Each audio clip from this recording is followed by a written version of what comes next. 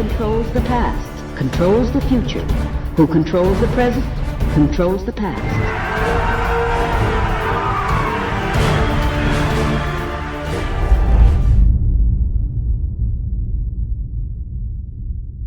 Welcome to the Infowars Nightly News. I'm David Knight. It's Monday, November 2nd, 2015. Here are our top stories. Tonight, the elite says global warming is an environmental catastrophe, and now is the time for science-based action. This is a job for the Earth League. Meanwhile, Bill Gates says socialism will save the world. Then, if you're planning to give yourself and your family the flu shot this year, you might want to think twice. Here's what they're not telling you about the flu shot. Perfectly healthy girl 9 paralyzed by flu shot, family claims. Plus, I will not put American boots on the ground in Syria. that was then, this is now. We're conducting such missions directly, whether by strikes from the air or direct action on the ground. Obama flip-flops on boots on the ground in Syria. All that plus much more up next on the Infowars Nightly News.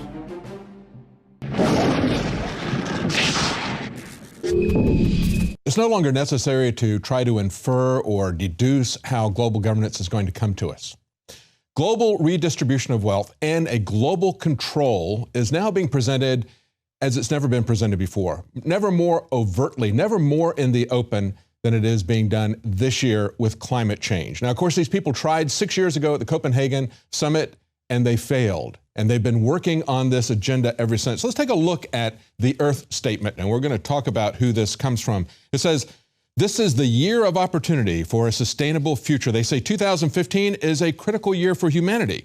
Our civilization has never faced such existential risks as we are now faced with. And I agree with that, but I disagree that the risk is coming from man-made global warming. It's coming from global governance. But this is how they're going to bring it to us. I've been plotting this for the last 6 years. I say 3 times this year. World leaders will meet to set the course for decades to come. In July 2015, heads of state meet to discuss financing for development. In September 2015, the UN Sustainable Development Goals will be adopted, and they were. We'll talk about those later. In December 2015, which is coming up, 1 month, nations negotiate a new global climate agreement. Decisions made in this single year will be the legacy of our generation. How true. And yet, most people don't realize what the purpose of this is or how it is coming to us. It'll probably be enacted just like the Trans-Pacific Partnership by executive decree, pretty much. That's what they've done with the fast tracking of treaties. It'll probably be done during the holiday season so that people don't really look at this. But let's take a look at where this Earth Statement comes from and the man at the center. Look at this picture of the Earth League. This is from an article in May of this year. A call for science-based action. If you look at that picture, you will see Prince Charles at the center. But he's not the man in the center. The man who is really in the center of this is the man that's off to his right. John Schellenhuber, the German scientist. This man is essentially the Henry Kissinger or the Zbigniew Brzezinski of this movement. He is the guy behind all of this. He's put this out. He was at the core of all of the talking points 6 years ago.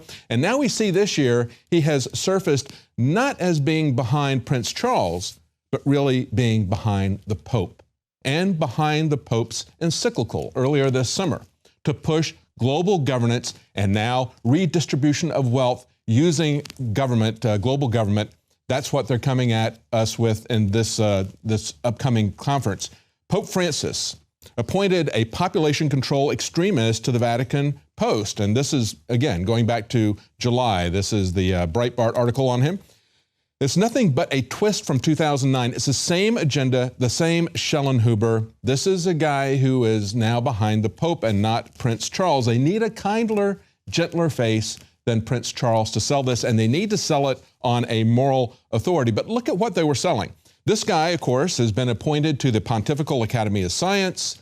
He was a key writer of this encyclical. He was also one of the 4 official presenters. But back in 2009, at that Copenhagen climate conference that we just talked about, the one that failed to get global governance, he said that we had only the capacity to carry 1 billion people on this planet. So this guy is a radical depopulationist.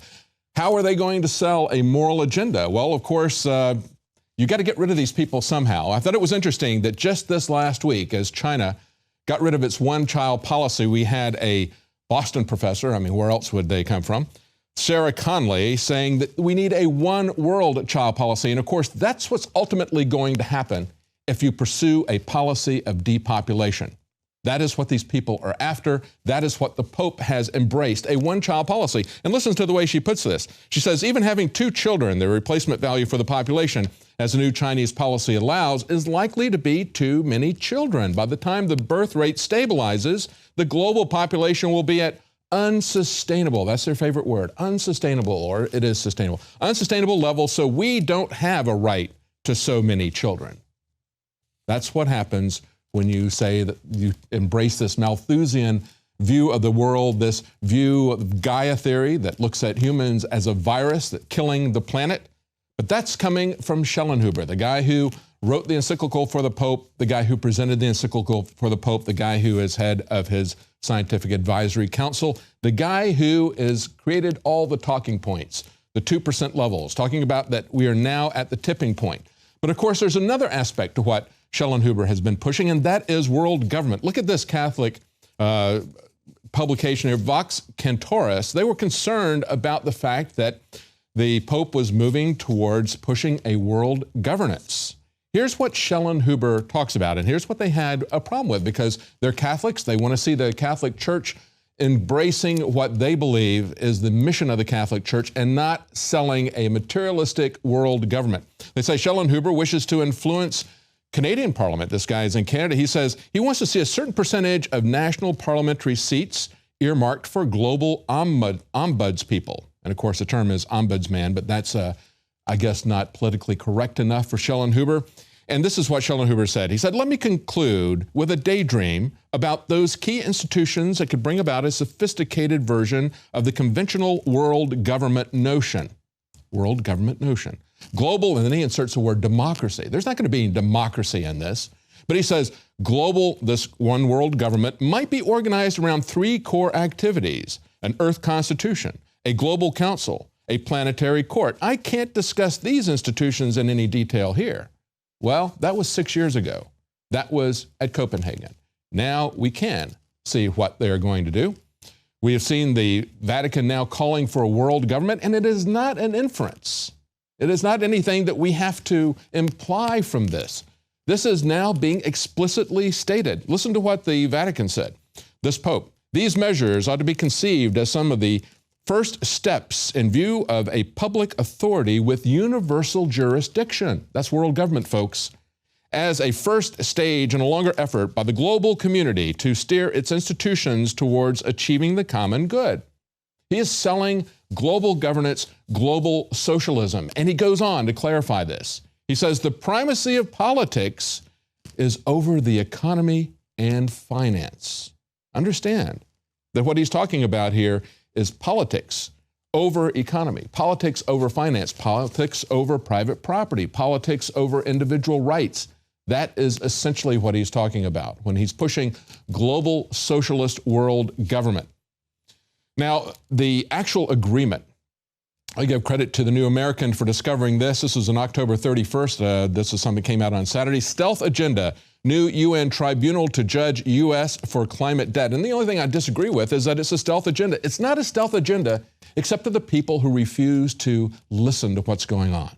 The people who won't pay attention, who are preoccupied with other issues. They point out the official draft text of the climate treaty for the soon-to-start UN climate summit in Paris, that's the one starting in less than a month, proposes to establish a global Supreme Court. There you go. Now we can see how this is going to break down. That would rule on issues like climate justice, climate finance, technology transfers, climate debt. Let me read to you some of the issues from this. Now, this is the actual draft agreement that I'm looking at here. They say, in terms of setting out their goals for this agreement, they want to recognize the intrinsic relationship between climate change, poverty eradication, and sustainable development. In other words, this is a war on poverty effort, always being used to sell a redistribution of wealth. They say they want to emphasize the need for universal sustained action by all to respond to the urgent threat of climate based on the best available scientific knowledge. And of course, they reference the UN IPCC, which has been putting out a lot of non-scientific conclusions based on this information. But let me read to you the actual article where they talk about establishing a world court. When they talk about facilitating implementation and compliance. In other words, how are they going to enforce these things that they agree to in this upcoming climate change? Well, they say they have two options. The second option is, and one of them is kind of a little bit voluntary, but the second option is the one that you need to be concerned about. They say an international tribunal of climate justice as a compliance mechanism hereby established to address cases of non-compliance of the commitments of developed countries in terms of finance, technology, development, and transfer, and the development of an indicative list of consequences taking into account the cause, type, degree, and frequency of non-compliance. In other words, what they're going to do is create a massive bureaucracy, kind of like what we've seen here in the United States with the EPA or the BLM, with the same kind of abuses, but it will be from a global governance standpoint. Now, listen to what they talk about further on when they talk about how this is going to be enacted. They say the composition of the compliance mechanism will be based on geographical representation.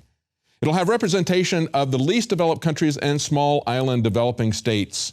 It will comprise 12 members. Understand, this is going to be a board with 12 members that will rule the world, and that's what they will do. And they will enact their decisions based on a 2/3 majority. They go on to say an enforcement branch will be there for developed countries and a facilitative branch for developing countries. Do you understand the difference?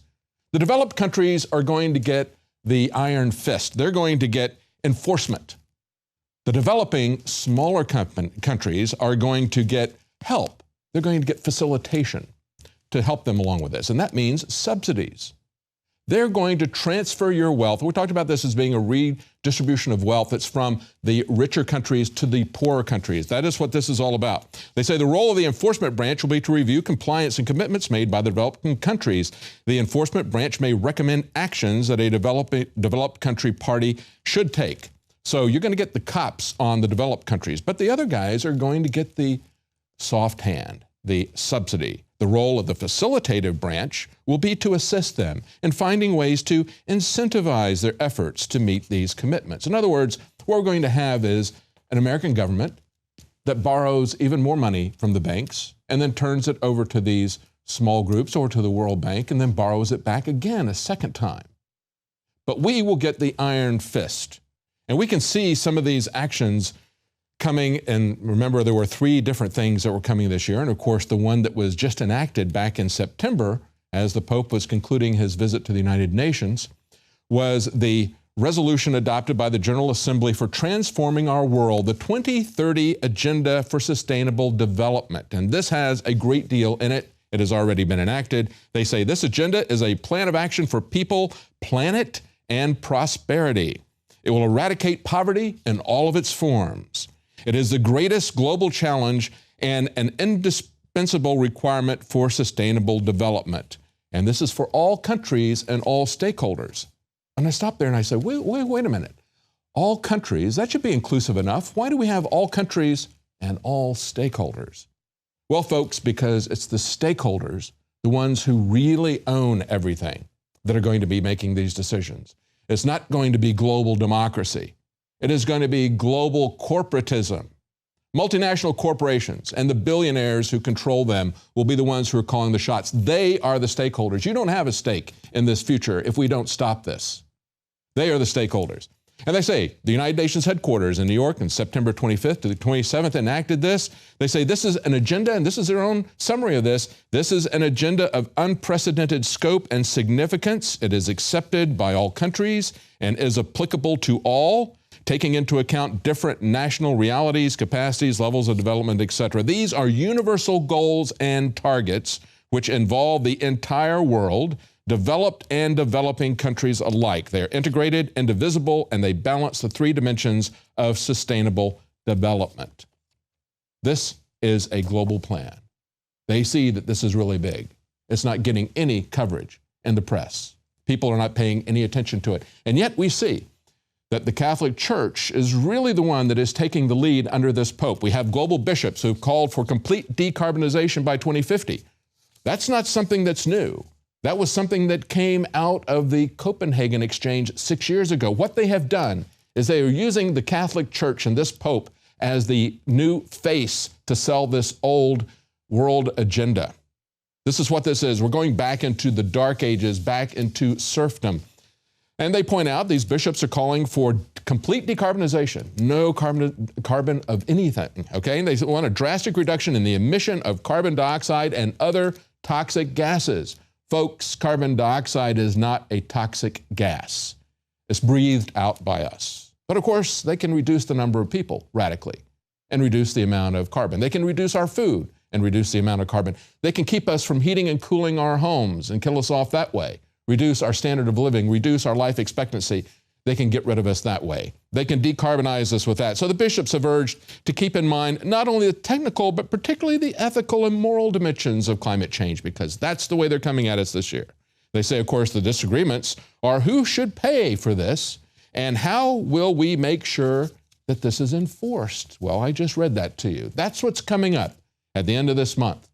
And when we come back, I'm going to tell you why we don't need to be worried about global warming, but why we need to be worried about this one world government, this one world redistribution of wealth for the multinational elitists. We'll be right back. I want to continue with this threat because we need to understand what the end game to this is global governance. It's been that for a very long time.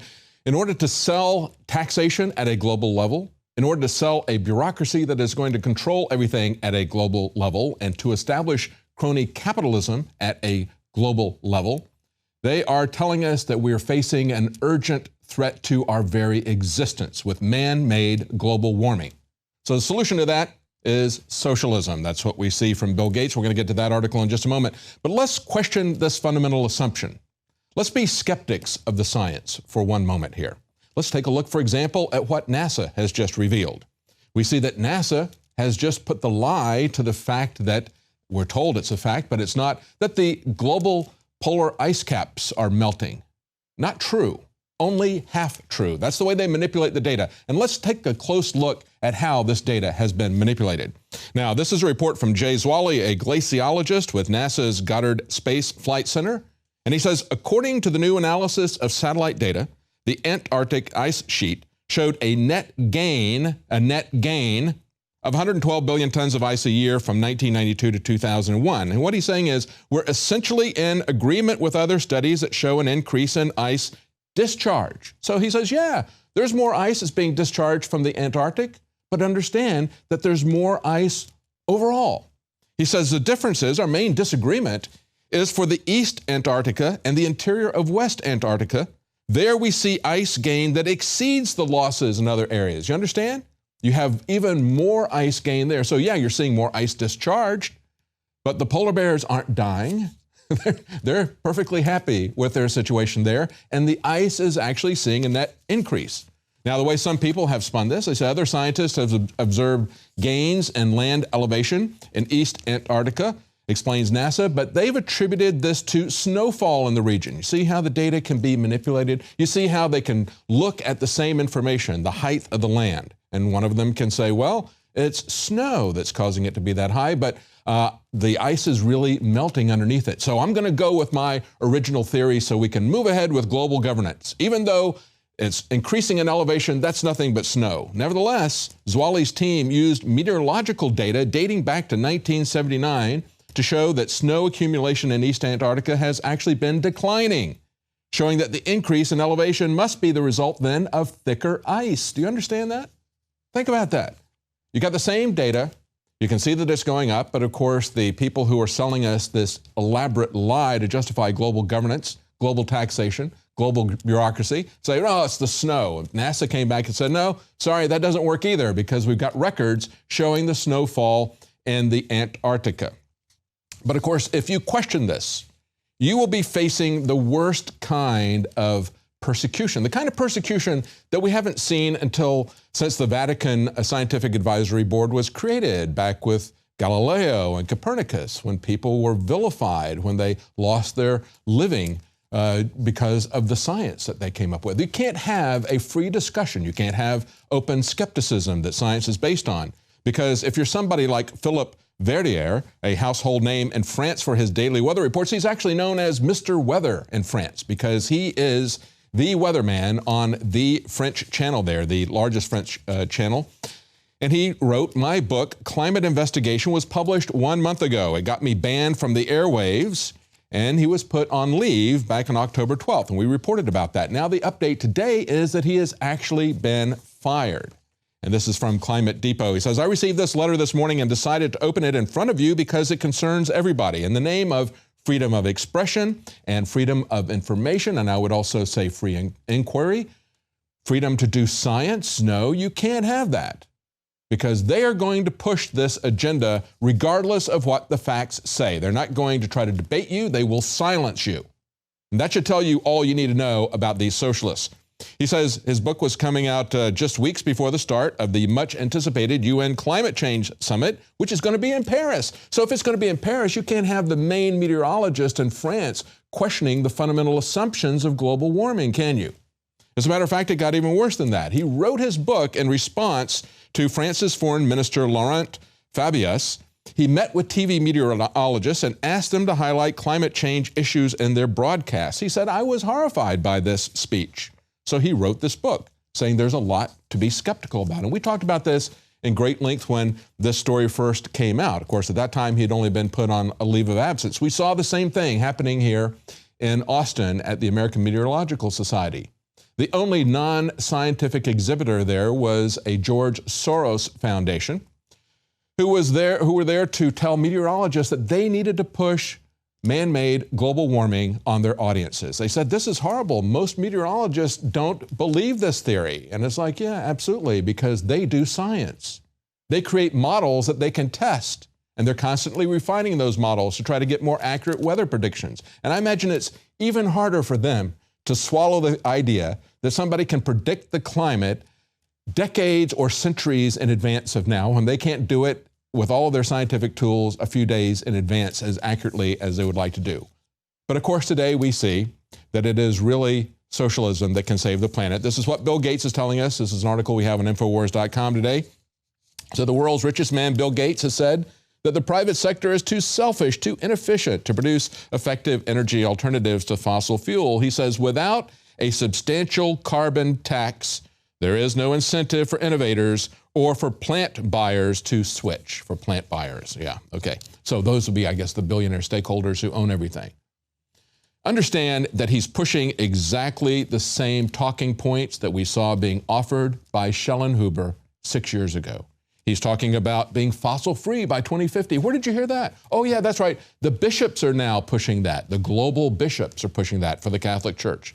Carbon-free by 2050. So is Bill Gates. You see, it's almost as if they got together in a room and created a script, some talking points to convince you that you need a global governance. You know, the bottom line is that everything boils down to being controlled at a single point, because Bill Gates and the other billionaires don't want to have to buy so many different individual politicians. They just like to be able to get one guy at the top. Once they can control him, they can control everything. You know, kind of like one ring to rule them all and in the darkness bind them. I guess we could call him George Sauron, because that's essentially what they're giving us. Now, that is what they're going towards. That is their goal. The way they're going to do that is with redistribution of wealth, to redistribute it at a national level from the wealthy nations to the developing countries, as I say. And I just read that for you in the last section. But then they're also going to redistribute the wealth at a local level. They're going to be pushing intolerance in the name of tolerance. They're going to be shutting down cultures in the name of multiculturalism. And they're going to be shutting down national governments in the name of global governance. Look at how this is playing out in Germany, for example. German schools are abolishing a Christian festival to avoid offending Muslim migrants. No, we can't have that culture under multiculturalism. A government's going to build 60 new houses for migrants while poor Germans are evicted.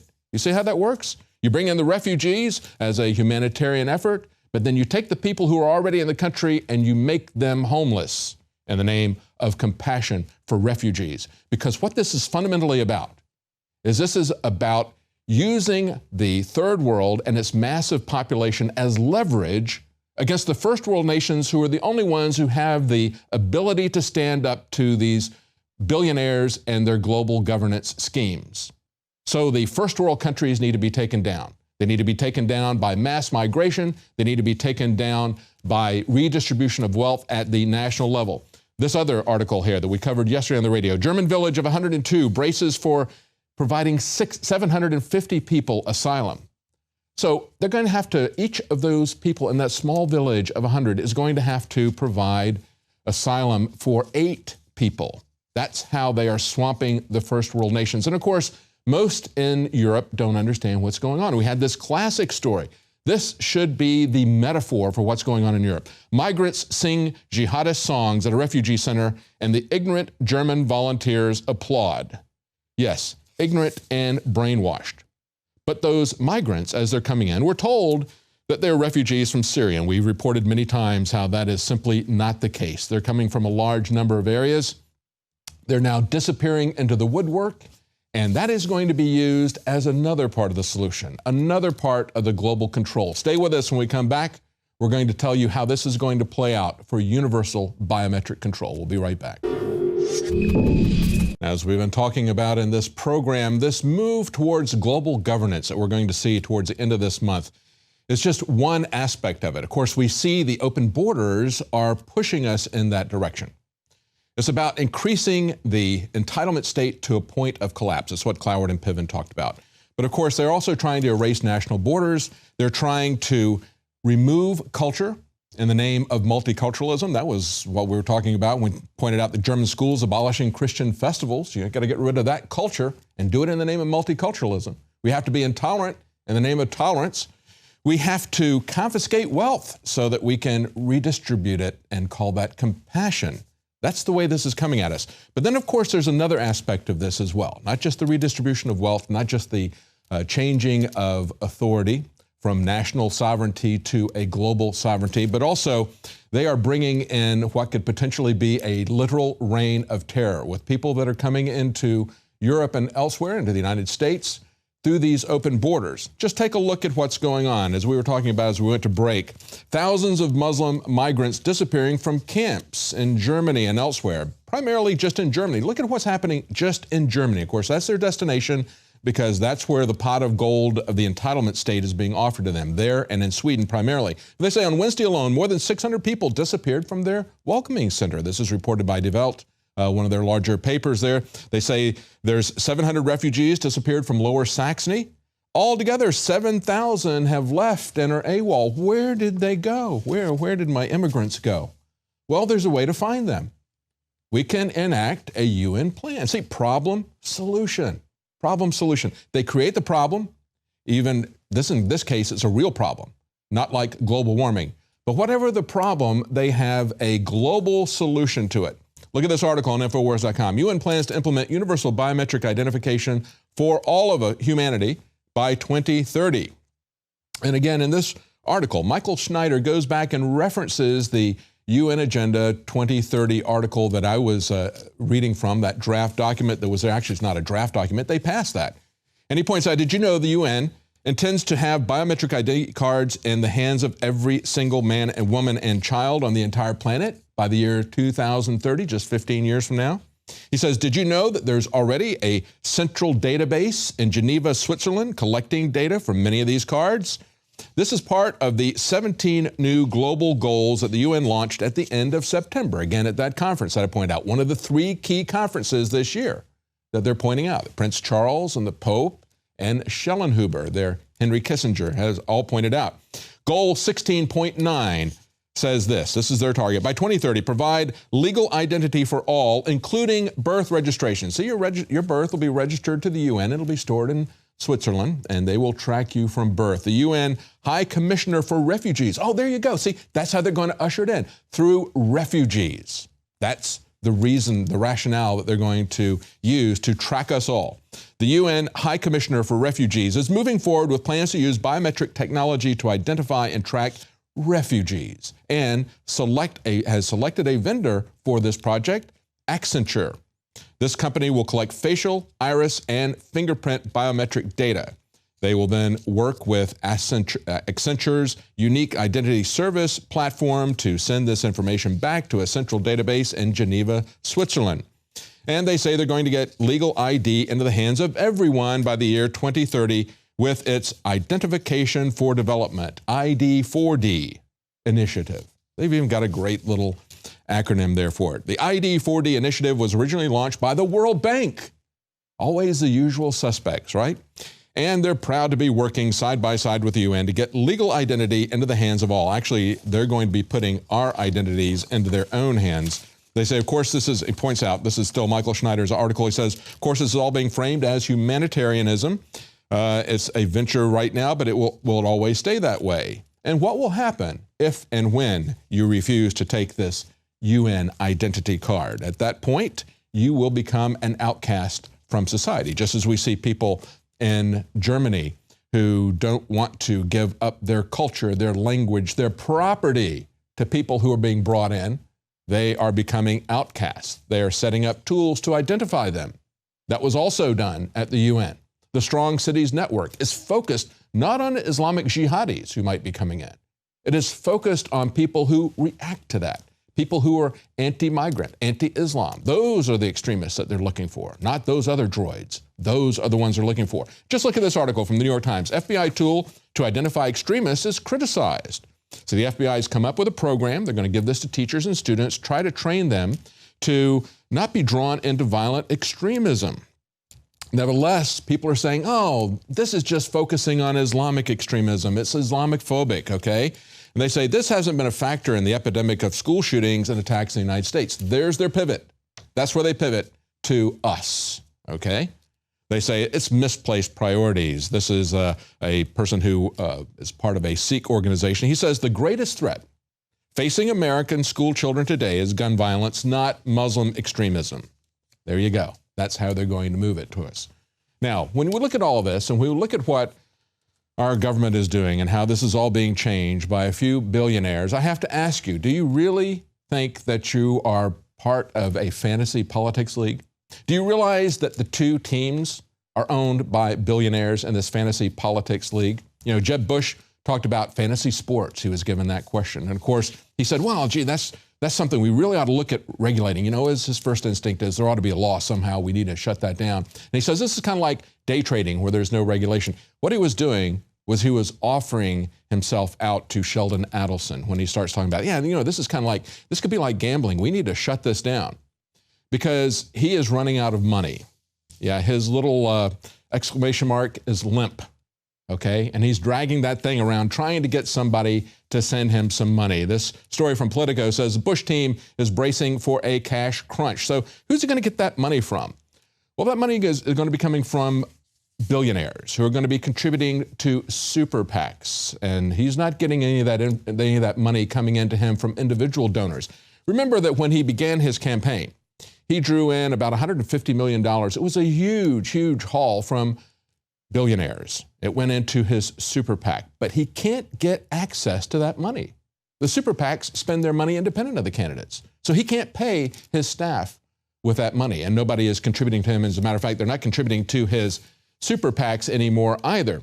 And so we see this article that came out from Our Streets, and it was commented on by National Review, and they questioned whether or not Donald Trump's campaign is broken. And I thought it was interesting because what they did was they looked at how much was spent and how much was owed. And they say, well, you know, he hasn't gone to outside donors for money, so he's heavily in debt. But he's in debt to himself. And they ask a good question. If he's a real estate investment tycoon, is he going to be able, does he have that cash on hand?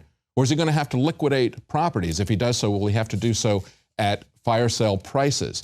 But I think even more important than that analysis is when you look at the ranking of candidates by super PACs. You can see that Jeb Bush is number one. There he is, $103 million with super PACs. And of course, Donald Trump has gotten zero from super PACs. He hasn't been getting funded by other billionaires. But that is precisely his problem. Now, Rubio doesn't have that problem. Rubio just landed a major donor. And of course, Paul Singer has just thrown his support behind Marco Rubio. It looks like Marco Rubio is also going to win the Sheldon Adelson primary. See, those are the primaries that really matter. You can watch the debates and you can handicap the candidates, but understand that whether or not you watch this game, you're still going to pay for the stadium, and the players are still going to be picked by the billionaires. And there was an excellent satire from the New Yorker saying billionaire acquires Rubio pending physical. They say that Paul Singer has acquired Florida Senator Marco Rubio for a rumored 8-figure sum pending a physical. He got an option for 4 years. He got him for 4 years with an option for another 4 years. That's precisely the case. And when we look at how these people are buying up our candidates, we need to be concerned about the kinds of billionaires that are buying them up. When we look at Paul Singer, understand that this is a guy who is the very embodiment not only of vulture capitalism, but also of taking over small countries, holding a gun to their head, buying their debt at a very small amount of money. Look at what he did to Argentina. He went in, he bought up their debt at 30 cents per dollar, a face value of $630 million. He bought it for less than 10 cents on a dollar, $48 million. But then he added interest charges to it, got it up to $2.4 billion, held a gun to their head, and that's the way he makes his money. Those are the kind of people who are writing the Trans-Pacific Partnership. Those are the kind of people who are controlling our candidates. And it is not just Jeb Bush and Marco Rubio. Ted Cruz has one of the largest collectors of billionaire funds as well. Follow the money. See who owns these guys. We'll be right back. Welcome back. Remember in the last segment I was talking about Paul Singer, the billionaire who just acquired Marco Rubio. It's very interesting to compare him to the little hedge fund yuppie who acquired that pharmaceutical company and raised the price of the drugs by 5,000%. That's essentially what Paul Singer, Marco Rubio's new owner, did to an entire country. He acquired the sovereign debt of Argentina and then went for a 50-to-1 return on investment, because that's the way the billionaires roll. That's how they make all their money. Now, tomorrow there's a measure on the ballot of Ohio about marijuana. Not simply about legalizing marijuana. This is a ballot measure that was bankrolled by wealthy investors.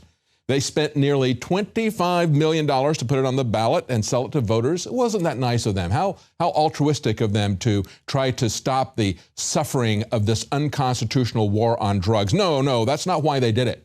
If it passes, these people will have exclusive rights to growing commercial marijuana in Ohio. As the New York Times reports, on the ballot, Ohio is going to grapple with the specter of a marijuana monopoly, because that's the way these global elitists roll in everything. They want to own everything, and they want to dictate to you what you can and cannot do with your life. We need to be very concerned about this type of pattern. As a person who worked his entire life to stop the criminalization of marijuana pointed out, this is nothing but opportunists seeking monopolistic control. That's what we see everywhere. That's what's going on globally. Now, when we look at the monopolistic greed that's behind these mandates, the greed that's behind the loss of consent for vaccines, you need to be informed of what can happen. A perfectly healthy girl, 9, paralyzed by a flu shot. Rob Dew has more. Rob Dew reporting for Infowars.com with another story about a victim of the medical industrial complex. That's right. We have another little girl who's going to be a lifelong customer of these heathens who have basically destroyed another life in the long chain of lives that they continue to destroy by pushing vaccines, especially ones on children. I'm talking about a little girl. We wrote about this today, a Don Salazar's article, and the headline, perfectly healthy girl, 9, paralyzed by flu shot, family claims. And here you see a picture of her in the hospital bed. And as we scroll, we can see before she was actually, a bright, bubbly little girl. There she is climbing a tree. Then we got another picture of her in a little outfit dancing. And now here she is in a wheelchair. This is what she's going to look forward to, at least for a year, they're saying, maybe even longer. But here's what her parents had to say of what happened to her just 2 days after getting the flu shot.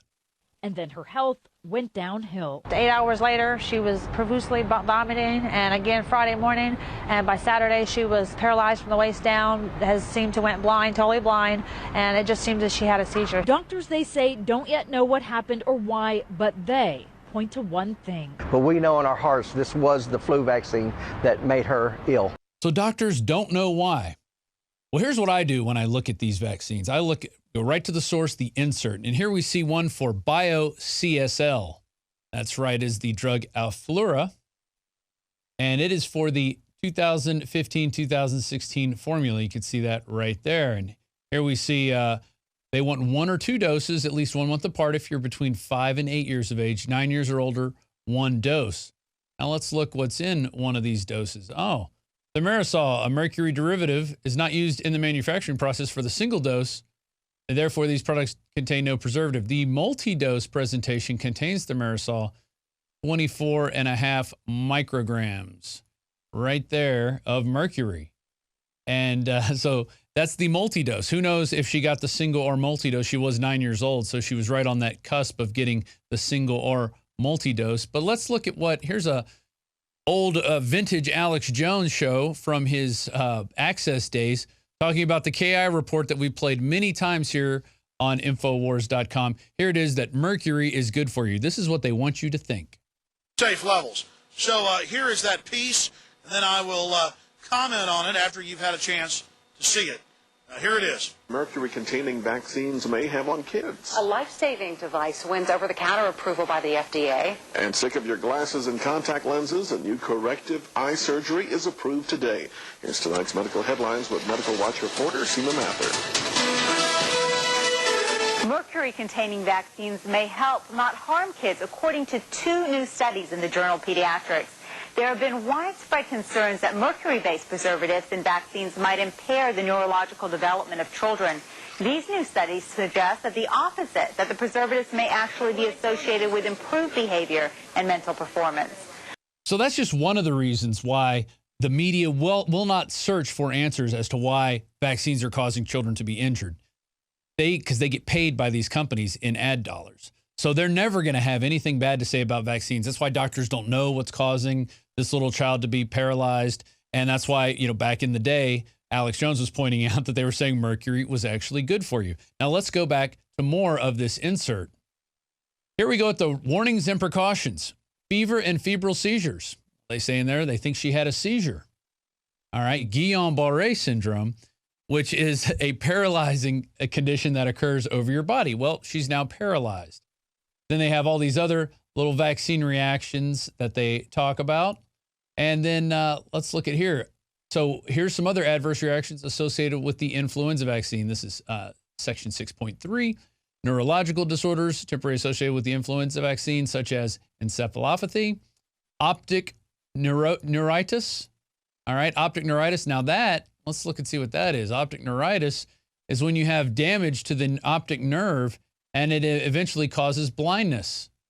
So another symptom of what she had, just listed right there in the insert. Okay, also facial paralysis. And there's other symptoms associated with that.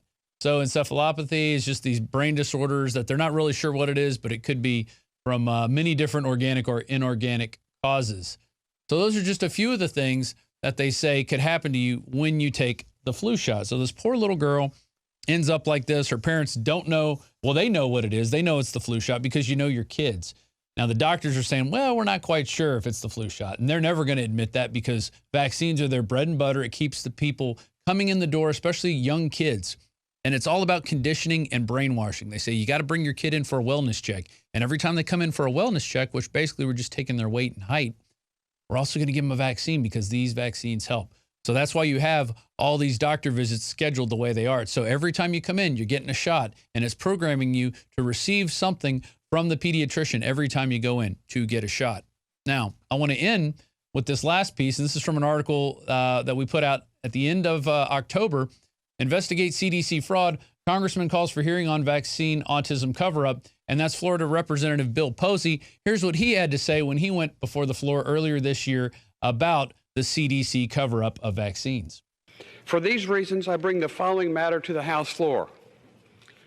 In August 2014, Dr. William Thompson, a senior scientist at the Centers for Disease Control and Prevention, worked with a whistleblower attorney to provide my office with documents related to a 2004 CDC study that examined the possibility of a relationship between mumps, measles, rubella vaccines, and autism. In a statement released in August 2014, Dr. Thompson stated, I regret that my co-authors and I omitted statistically significant information in our 2004 article published in the Journal of Pediatrics. At the September 5th meeting, we discussed in detail how to code race for both the sample and the birth certificate sample. At the bottom of Table 7, it also shows that for the non-birth certificate sample, the adjusted race effect statistical significance was huge. All the authors and I met and decided sometime between August and September 2002 not to report any race effects for the paper. Sometime soon after the meeting, we decided to exclude reporting any race effects. The co-authors scheduled a meeting to destroy documents related to the study. The remaining 4 co-authors all met and brought a big garbage can into the meeting room and reviewed and went through all the hard copy documents that we had thought we should discard and put them in a huge garbage can. And that was Congressman from Florida, Bill Posey, stating how he wants a congressional investigation into this MMR autism cover-up. And that's just going to open the door for more investigations, I think, into these vaccines. And like what you saw with this poor little girl, 9 years old, whole life ahead of her. And now she is stuck in a wheelchair. Her parents have started a GoFundMe campaign to raise money for a little wheelchair lift for the car. I mean, this is just heartbreaking of what they're doing to our kids. So please, before you get your vaccines, please read the damn insert. That is the best advice I can give you. And have a dictionary with you and look up the little terms that you don't know, but you don't know what they mean, all right? This has been Rob Dew reporting for Infowars.com and Infowars Nightly News. That's it for tonight's news. Join us again tomorrow night at 7 Central, 8 p.m. Eastern. Hey, my mind is going. I can feel it.